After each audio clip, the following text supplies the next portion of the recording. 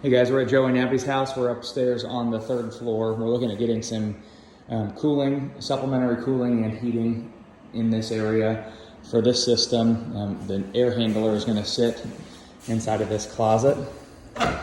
They are having an insulation company come in and put, insulation company is going to be coming in and putting foam insulation into all of the joist space here. So that will be within the envelope of the house, which will work out great. But our air handler is going to sit right over here in the corner. Then we're going to build a trunk line off that air handler. It's going to run down this attic space here. We're going to have a couple vents that are going to pop out and go into bedrooms that are down below this space, which I'll get some of those bedrooms in the videos here shortly. But we're basically just going to poke down into the ceiling for each bedroom, do 1 6-inch supply into each room. And then that trunk line is actually going to go through this wall. There's about a 20-inch gap between this wall and the master bedroom wall. So we're going to poke through that wall. And then back behind this wall here, that continues onto another attic space or knee wall that's exactly the same. So we're going to poke through that. There's going to be 1 8-inch supply that goes into the master bedroom, with 1 return that's going to be on the opposite side of the master bedroom, just to help get more airflow into the bedroom. And then that trunk line again is going to turn, and there's going to be a supply vent into a bathroom that's on this side in the knee wall. We can locate that by finding the vent, but we'll poke down into the floor for this bathroom and then down into the floor again for the supply that's going to be the very last run off the system. Upstairs here, I think we're going to end up having probably 2 supply vents on the wall there and another 2 supply vents on the wall here.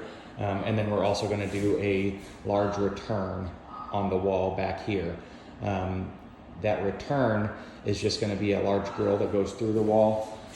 We could probably do the last 2 joist spaces there and put a large filter grill through the wall, or maybe like a 14 by 14, and then we'll run flex duct to the back of the air handler in the back.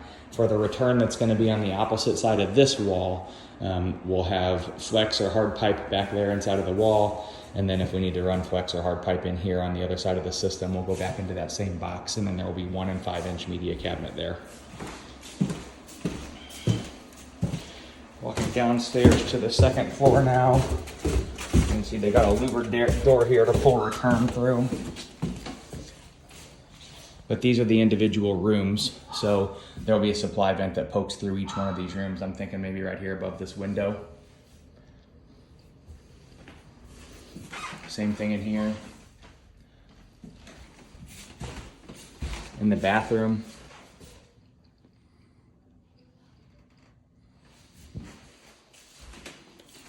Another office adjacent to the second one, so above that window there.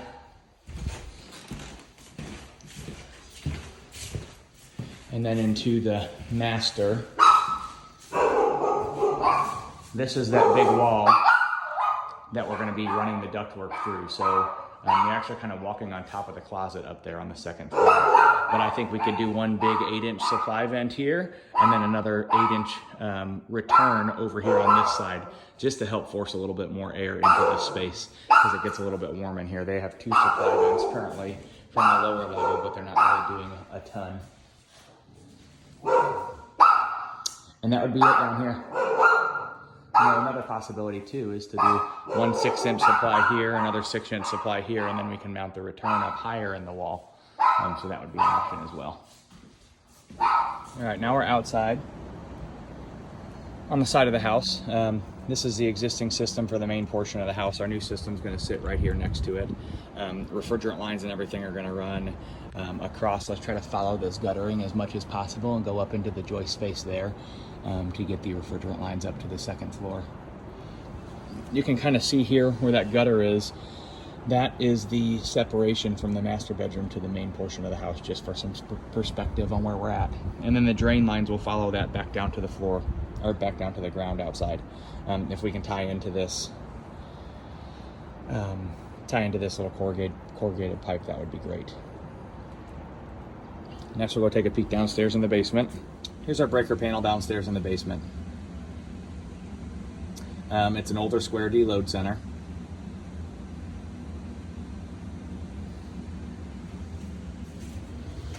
Currently there is 30 amp circuit there for the air conditioner, a 20 amp circuit for the third floor heating element. There's a couple of these breakers that are going to be able to get removed because we no longer need them for the heaters that are upstairs on the second floor.